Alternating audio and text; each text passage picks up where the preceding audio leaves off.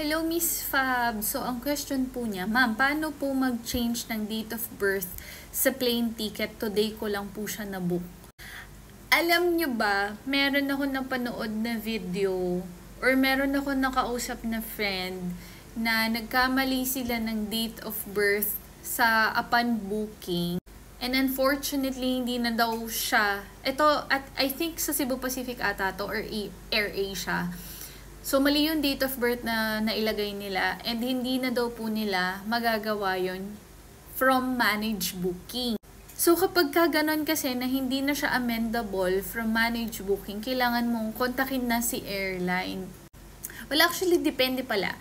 Kasi kung kayo yung nag-book ng ticket nyo, kung saan po kayo nag-book na platform or kung direkta kayo kay airline's website nag-book, kay airline po kayo contact to have your date of birth amend